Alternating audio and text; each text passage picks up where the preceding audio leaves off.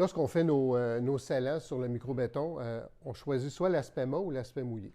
Si par contre, on décide d'appliquer l'aspect mat, puis finalement, on aime moins ça, bien, on ne peut pas embarquer par-dessus l'aspect mouillé. Pourquoi? Bien, chimiquement, ce n'est pas du tout la même chose. C'est deux technologies complètement différentes. Fait que l'aspect mat, c'est un imprégnateur qui va rentrer à l'intérieur du micro-béton pour le protéger. Fait qu'il a besoin d'être en contact direct avec le micro-béton, rentrer à l'intérieur. Tandis que l'aspect mouillé, c'est un protecteur qui va par-dessus. Fait qu'une fois qu'il est mis, l'autre ne pourra pas embarquer. Fait que si on décide de mettre le mat, puis qu'on met de l'aspect mouillé par-dessus, mais esthétiquement, ça va être beau. Par contre, si on passe notre ongle, ça va lever. Il n'y aura aucune adhérence.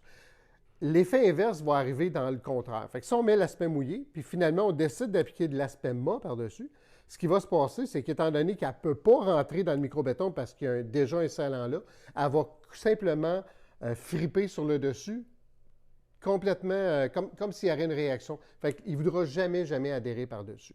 Est-ce qu'on peut prendre les deux scellants puis les mélanger ensemble pour en faire un satiné? Non, ça ne fonctionne pas du tout. La seule chose qu'on pourrait faire, c'est si on décide de mettre l'aspect mat, peut-être que dans 3, 4, 5 mois, on pourrait décider à ce moment-là de ressabler, fait qu'on va dépaler notre surface au complet, puis là, on va pouvoir appliquer de l'aspect mouillé. Par contre, si on a un aspect mouillé, puis on veut dans le temps remettre un aspect mat, ça ne fonctionnera jamais parce que l'imprégnation est déjà faite. Fait que dans ce temps-là, la solution, remettre une couche mince de micro-béton, puis remettre le bon scellant sur le plancher.